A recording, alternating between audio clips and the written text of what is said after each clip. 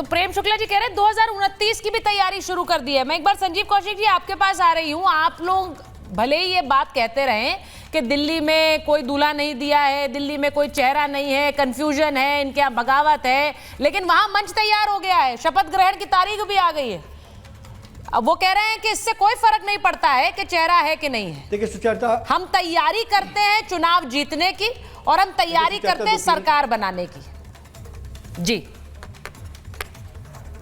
वो तो पूरे दिल्ली और देश की जनता ने देखा है कि भारतीय जनता पार्टी ने किस तरह से चुनाव लड़ा है। हम सिर्फ ये कह रहे हैं कि शुरुआती दौर से ही हम कहते चले आए कि एक तरफ आम आदमी पार्टी का चेहरा और दूसरी तरफ भारतीय जनता पार्टी। भारतीय जनता पार्टी की तरफ चेहरा कौन? 10 दिन हो गए, 10 दिन में एक मुख्यमंत्री का चेहरा आप नहीं दिखा पाए हैं। समीकरण साधने के चक्कर में रोजाना टीवी पर लगातार 1 घंटा 1.5 घंटा आप बैठते हैं और डिबेट देखते हैं कि एक सिख होगा पूर्वांचल को साधने के लिए पूर्वांचली होगा, एक महिला को साधने के लिए होगा, एक जाट समीकरण को साधने के लिए होगा।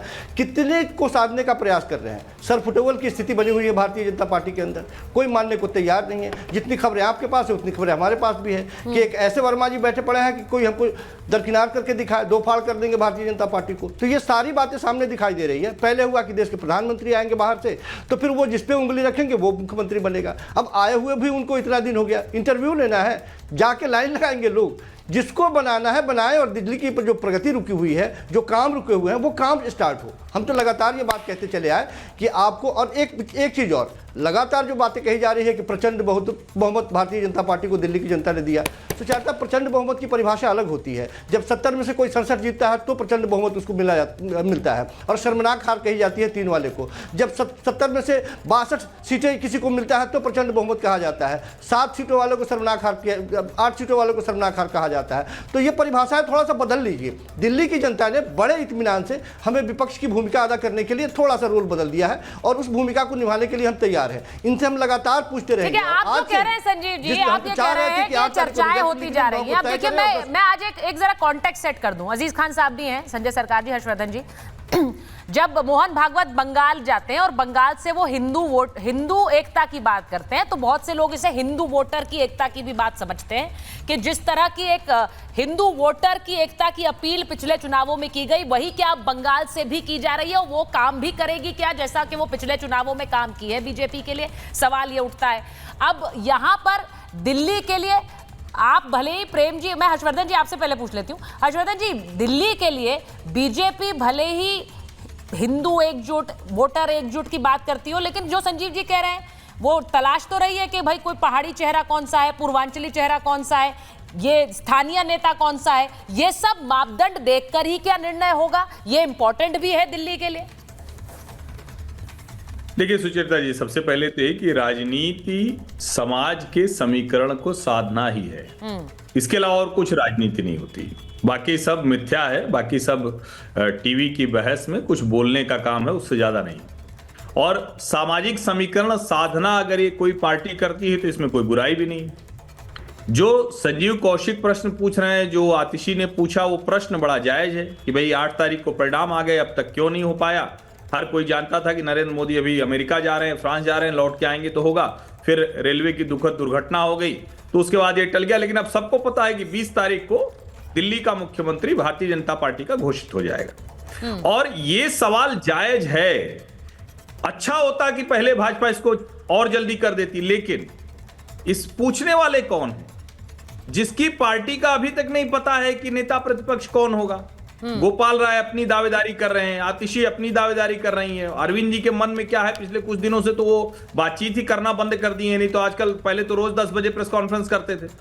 तो मुझे लगता है कि ये समीकरण साधना और ये सारी चीजें, ये कोई प्रश्न नहीं। हाँ, मेरा भी ये मानना है कि कोई भी सरकार जब बन रही है तो जल्दी से जल्दी चुनी हुई सरकार का नेता तय होना चाहिए, और ये अच्छी बात नहीं कि इतना लंबा टाला जाए।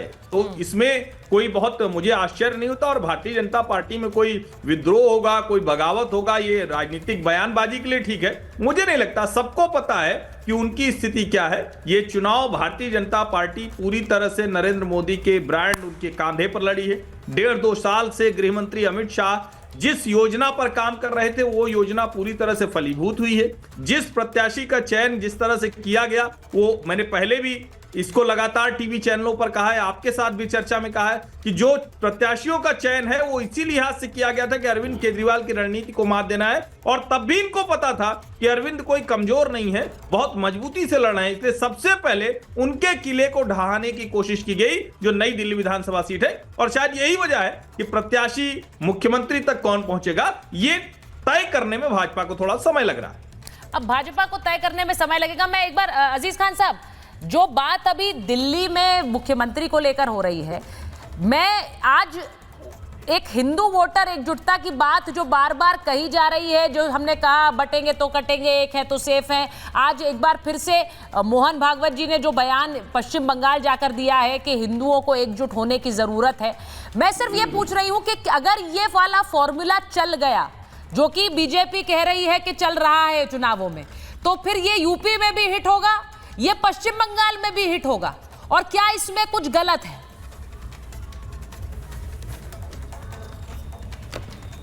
देखिए सुचित्रा जी, 2-3 बड़ी इंपॉर्टेंट बात है।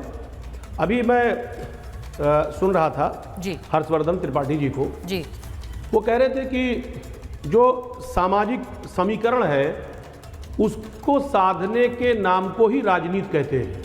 यानी वो सामाजिक समीकरण जो हिंदू और मुसलमान के नाम पर वोट लेने का, ये वोट लेने की रणनीति, क्या हिंदू और मुसलमान के नाम पे वोट लेना अगर वाकई में ये राजनीति है तो बीजेपी को ये राजनीति मुबारक हो। इसलिए क्योंकि क्या बीजेपी का सिर्फ एक एजेंडा है कि हिंदू और मुसलमान के नाम पर वोट लिया जाए, कोई विकास की बात नहीं होगी, कोई तरक्की की बात नहीं होगी?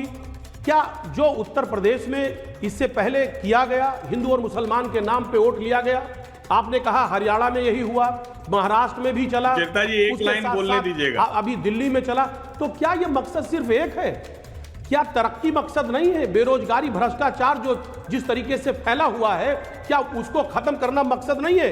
अगर वाकई में यही मकसद है तो मैं वाकई में बीजेपी को मुबारकबाद देना चाहूंगा कि जो उनका मिशन है, जो मकसद है, वो मकसद में कामयाब हो। हर्षवर्धन जी कुछ काउंटर करना चाह रहे हैं आपको? देश को कहां ले जा रहे हैं? हाँ, मैं हर्षवर्धन जी का, हाँ बोलिए कंप्लीट हो जाने दीजिए। एक लाइन, अजीज भाई इतने मुबारक, इतने बढ़िया बात रखते हैं, एक लाइन सिर्फ बोल दूं, बस एक लाइन। सुचेता ने कहा एक लाइन मैं बोल देता हूं। ये कौन बोल रहा है? जिनकी पार्टी के अध्यक्ष दिन रात पीडीए करते हैं, वो सामाजिक समीकरण के अलावा और क्या है? और सामाजिक समीकरण साधना मतलब सब कुछ होता है, उन्हें प्रतिनिधित्व देना, उनका विकास करना, उनके यहाँ विकास के काम कराना। अगर ये भी आप नहीं समझ पा रहे अजीत जी तो कमाल है, आप तो इतने मतलब वरिष्ठ प्रवक्ता हैं, इतना कुछ आप राजनीति के बारे में जानते हैं। अखिलेश जी सुन रहे होंगे कि आप कह रहे हैं सामाजिक समीकरण साधना राजनीति नहीं होती।